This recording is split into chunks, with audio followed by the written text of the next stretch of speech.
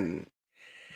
Welcome to episode 2 of the Mass Business Podcast. I'm your host, Matt Ward, and today our guest is Callie Patrick. She's a sleep wellness coach, a therapeutic yoga and meditation teacher, and a corporate wellness speaker who helps stressed out busy professionals learn to sleep better, improve their energy, and build their stress resilience. We're going to be talking to Callie today about the growth of her business, about networking, about referrals, and about educating yourself.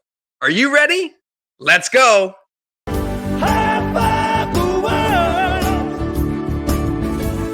I'm feeling all right. High five the world. Yeah. Welcome to the Mass Business Podcast, where small business owners, also known as risk takers, share their stories about the growth of their business and themselves. Our interviews and our content is focused on growing a small business and understanding networking and referrals. I say it all the time, and I'll say it again today. You never know where your next referral will come from.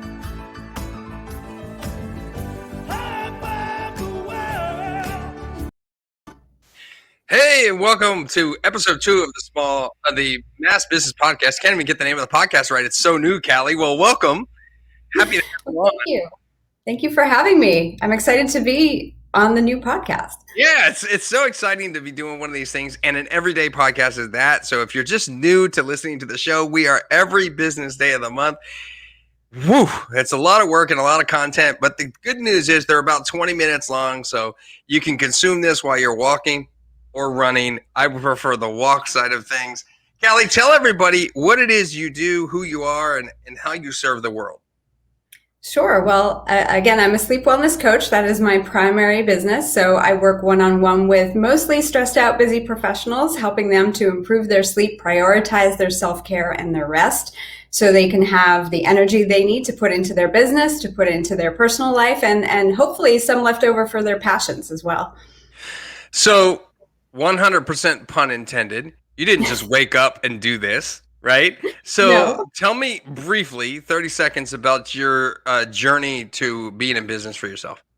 Sure. So I started out actually working in high tech. I was 20 years working in the software industry, and I suffered from burnout long before it was a clinical diagnosis, and started doing some trainings, learning how to take better care of myself in the context of my busy life, and discovered that I really enjoyed it. And I could potentially help people who were in similar situations avoid that, hitting that bottom. So that's what I do today.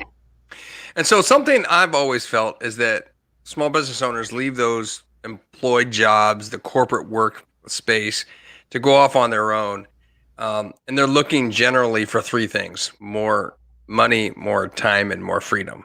Mm-hmm. And they're not getting those 3 things in the first 3 to 5 years of their business, which is why so many of these small businesses go out of business. Mm-hmm. And I wrote a new book pretty much about that comes out in the fall of 2021 called The High Five Effect. But I wondered for you, as you're growing your business, as you're getting to the point where you are now, what do you feel like is the biggest thing that's helped you get there?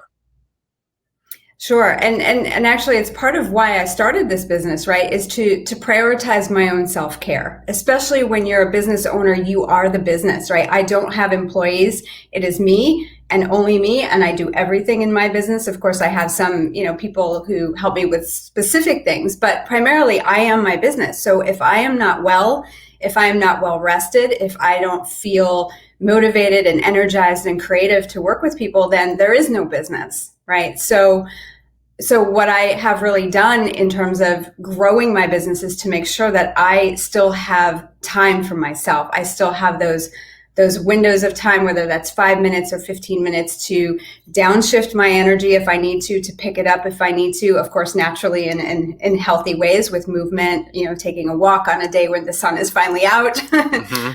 and so forth. And so in terms of growing my business, I always make sure that, okay, what is my client load, and is it actually manageable for me given the other things that I want to prioritize in my business mm-hmm. and in my life? So and I think to your point, when you mention, prioritizing self-care, right? So more time. You mentioned like 5 minutes here, 5 minutes there, 10 minutes there. I mean, I think I think sometimes the more time piece that we're looking for is the time that we get to choose to do with that time.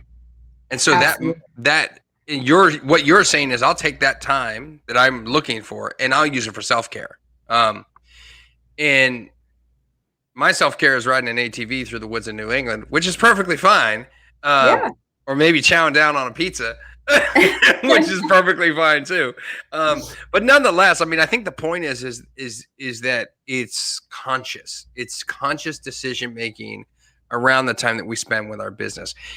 Now you've got that sort of figured out now, right? I mean, you're compartmentalizing your time to the point where you're comfortable with how much time you have for self-care and things like that?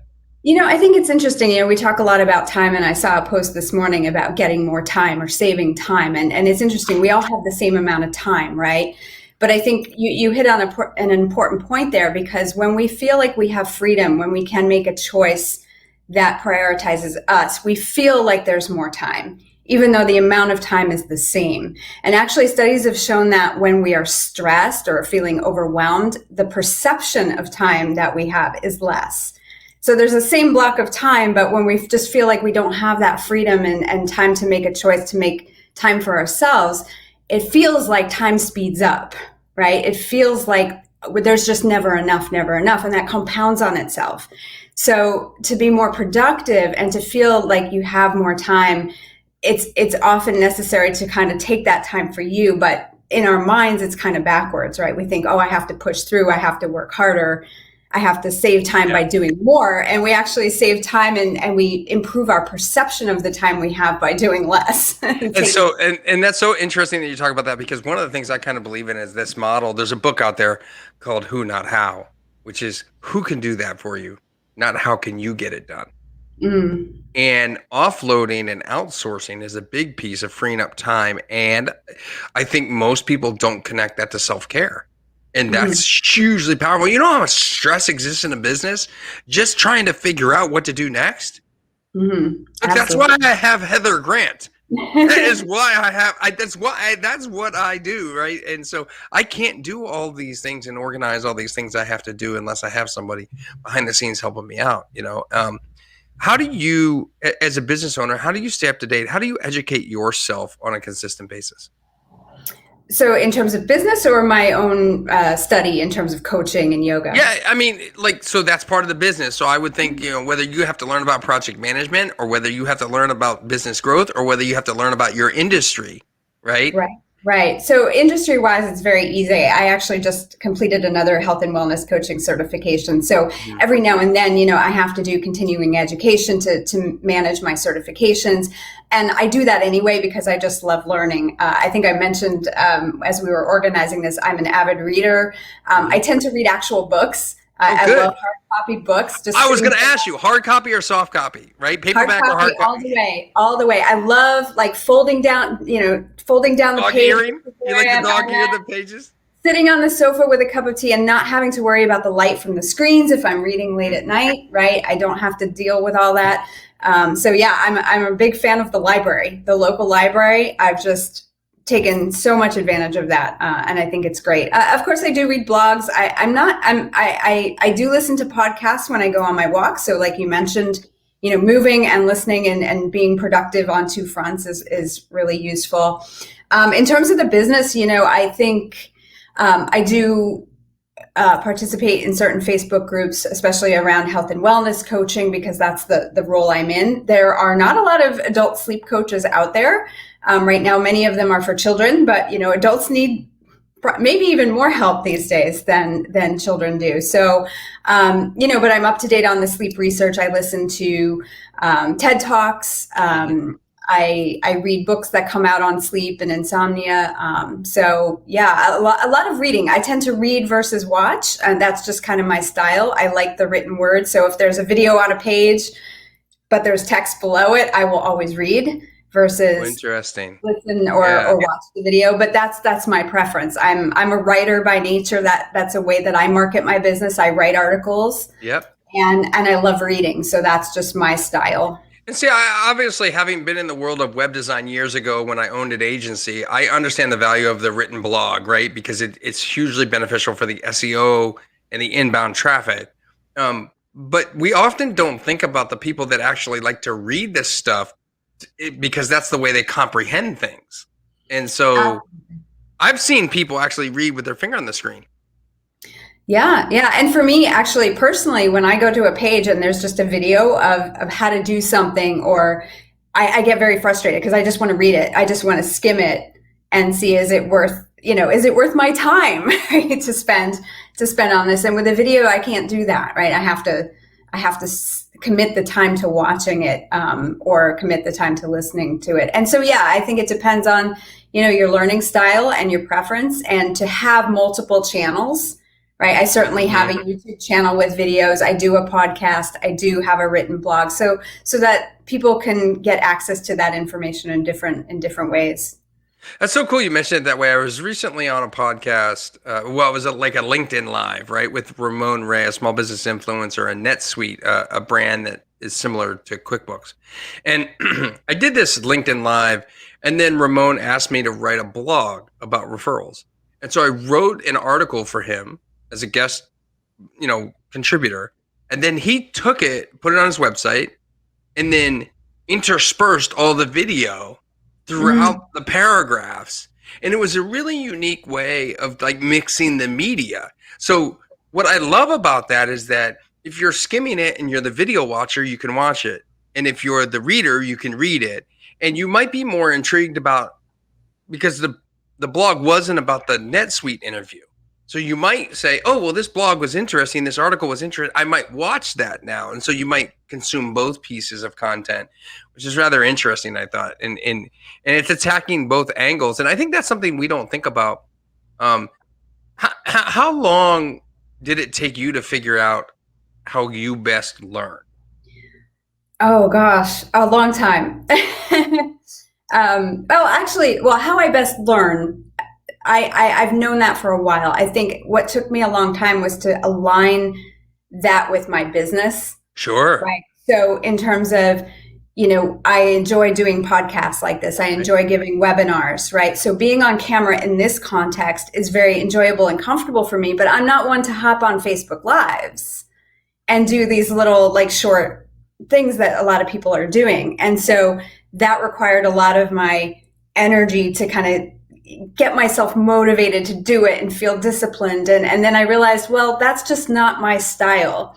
And it's still important that people see me on camera, right? See me in video, because that's how you build know, like, and trust, right? Right. So it's, again, what are the choices that I'm making? Are they in alignment with where I feel most natural and comfortable in terms of building my business, right? I always know that I've always enjoyed writing. That's always been my thing. Yeah. Reading, always been my thing. And, I grew up back before, well, the computers were massive, and, the internet was new, and, all those things. I'm dating myself for sure. But, so I maybe have not, I remember the time before the internet, right? Yeah, right. I remember the time when we were paying by the minute on AOL chat. Oh yeah. That was bad news. That was bad news. I had $1,000 phone bills. I never forget that $1,100 phone bill that one month. That was not good. So you mentioned business building and business growth. And one of the things we'd like to focus on with the podcast is sort of the growth of a business, and the challenges that you're faced with. I always hear, as a referral coach, I always hear this idea that people don't have enough sales, or the pipeline isn't great enough, or they don't know where the leads are coming from. And I hear people talking about even buying leads from lead sources and things like that. How do you solve that problem? How do you focus on lead gen in your business? Well, I'm not sure I've solved it yet. Let's put that in there. And I mean, the wonderful thing about coaching is, right, people come and they work with me for 12 weeks. That's my signature program, one-on-one coaching. And then, the goal of coaching is to make someone self-sufficient, right? To Hmm. help them solve their problem, to give them the tools and remind them the skills that they have to overcome the challenges. So ideally, somebody comes into my program, right? They might be a hardcore insomniac, not slept for 20 years. They leave after 12 weeks and they're feeling better. And they know what to do on those nights when they're not sleeping well, right? Trouble falling asleep, staying asleep, whatever. And now I'm needing another client, right? Because after those 12 weeks, I mean, some people do continue, but it's pretty rare, right? Most people do sort of move on. So it's really important for me from a business perspective to continue to have people coming in, right? So, in terms of how I do that, the way I qualify people for coaching is to have a clarity call, right? To have a free Hmm. consultation essentially and see whether they're a good fit for coaching, right? Because that's the other challenge I think in the health and wellness space. They have to be ready to address their problem. They have to be ready to do some deeper work rather than just take the quick fix or the quick remedy.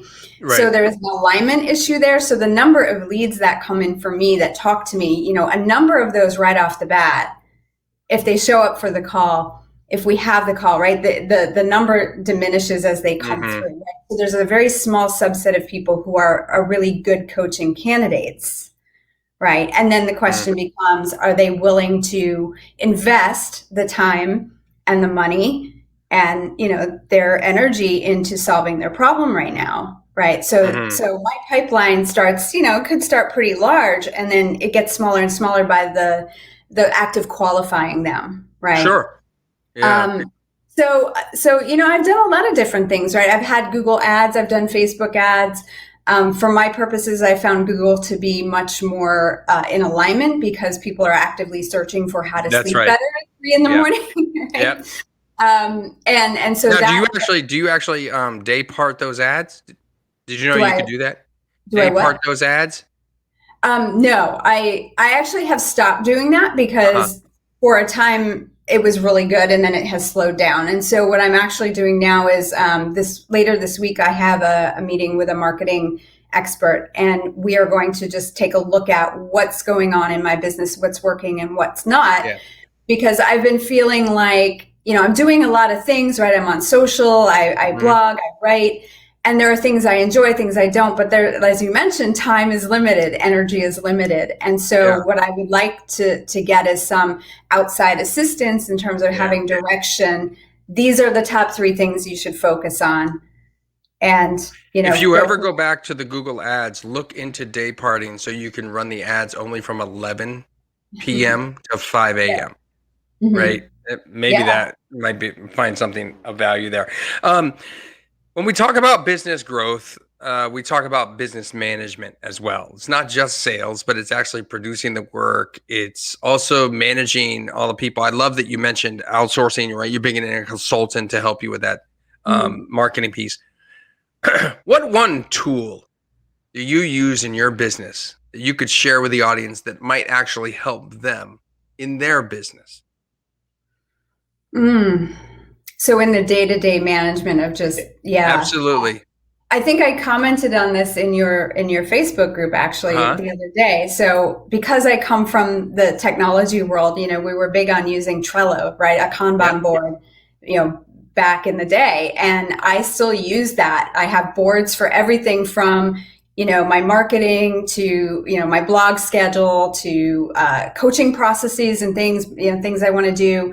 And I also have several boards for, household projects Yep. because we have a new old house and there are lots of things to do. So I use that just to, if I have an idea, I throw it on the Trello board, right? And every now and then I go through and I triage it. And Huh. that is just, I can't imagine living without it. Actually, the other day it went down for a minute or so and I was like, oh my gosh, what would I do if that would never come back? I would be so screwed. And so that's a good point. So if you're watching or listening, please comment on the Facebook page or on the YouTube comments. Are you using Trello? And how nervous are you that it's going to go down and you're not going to have a backup? I imagine there's a backup option that you can just export some stuff every now and then, which I might Yeah, suggest. I We need to use add Trello that. as well in our Yeah. business. And it's not because I know anything about it. It's because it's Heather's go-to and she's managing it all and all the tasks are in there. And I'm just like, okay, look, I just tell her, here's a task we need to do. And she figures out where. So this is another thing that I think is important. Because I talk a lot about outsourcing your weaknesses, right?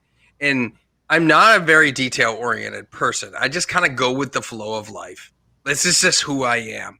And so I'm not a type A type person. And although some people that you talk to might actually say I am, but I'm not. And so I'm not detail oriented. And so because I feel like we're going to get from A to B even without all the details, right? We might be a little hungry if we get, we might not have eaten or something, but we'll get there, right? We're not going to run out of gas, so to speak.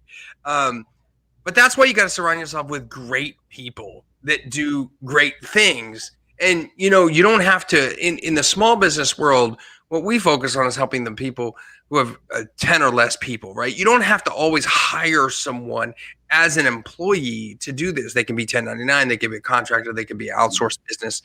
There's a lot of opportunity out there these days with getting the help necessary. And if you don't know Trello, but you think Trello might be for you, then find a Trello expert to help you. And post in the Mass Business Connections Facebook group your questions about Trello. And Callie will certainly be on there to answer your questions because she's an expert. I will not. I'll just tell Heather to answer them. Because I can see the board, I can view the board, but I've learned not to touch the board. Because I put stuff in the wrong place. I don't know how to do a recurring thing. It is what it is. But that Trello is a fantastic tool, and we've only been using it now for quite, just a few months, and it's optimized the business so drastically.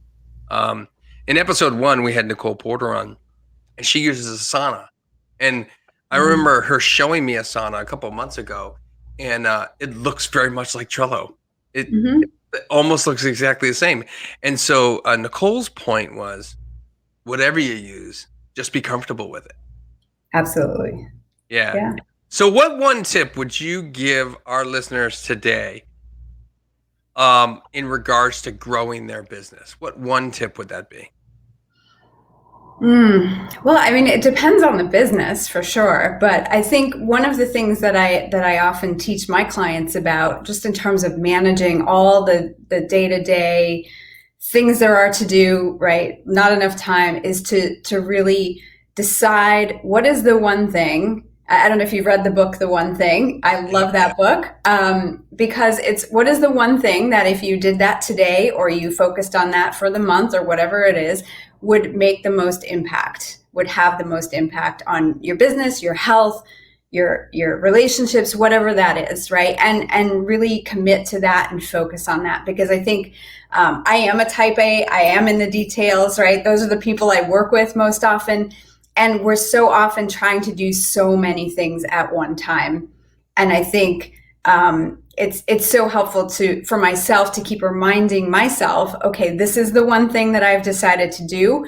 Everything else that's on the to-do list can wait for now, right? If it's not in alignment with that one thing, then it has to wait. And I think we just make more progress that way. We feel a little bit better about what we're doing. We can evaluate, is this work? What is working, right? When we're focused on that one thing, because if we're doing so many different things, you don't really know, well, what did help you the most? It's very hard to track, and then we get overwhelmed. So I guess that would be my one piece of, generic advice. Well, I think it's an important aspect of it, and it ties directly to your business. So speaking of your business, as we wrap up this show, share with everybody where they can find you on the World Wide Web and reach out to you. How can they get in touch? Sure. So CalliePatrick.com, my name is right there. Also CallieSleepCoach.com works. And links to all my social media channels are there. My blog is there. If somebody wants to learn more about sleep wellness coaching and book a clarity call, it's 30 minutes with me, completely free, no obligation. We talk about your sleep and hopefully get get people on a strategy to feeling better. And that's regardless of whether coaching is a good option for them. Sometimes, I'll refer people to other programs or doctors or whatever they need. So happy to speak with anybody through that. Awesome. Well, thanks for being our second guest on the brand new Mass Business Podcast. We appreciate you being a Massachusetts-based business and sharing the wealth and knowledge with other people who are listening right here in the great state of Massachusetts. Folks, don't forget, if you are struggling to grow your business, we're here for you. We've got all the content, the information, the education. It's all about learning and understanding. Season 1 is about educating yourself, and let us help you do that. If you need some resources for sleeping better, reach out to Callie. And if you need some more resources for more referrals, reach out to me. I'm happy to help. We'll see you next time on the next episode. Thanks, everyone.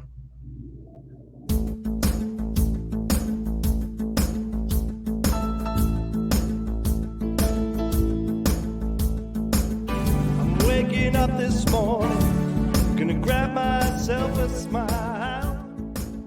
Thank you for listening to the Mass Business Podcast, where we focus on growing a small business and understanding networking and referrals. Don't forget to like on your favorite platform and share out this podcast. This show has been produced by Heather Grant, music by Celtic Kelly, all rights reserved. I'm your host, professional speaker, author, and word-of-mouth referral consultant, Matt Ward.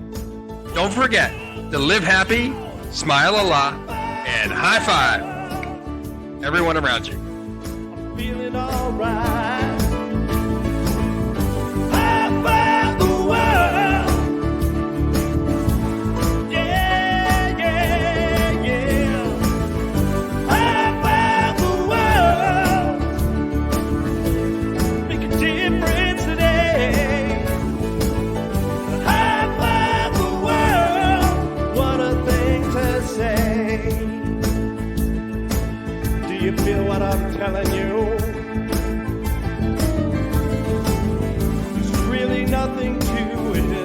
It's just an attitude. Raise one in the air to put you in the mood.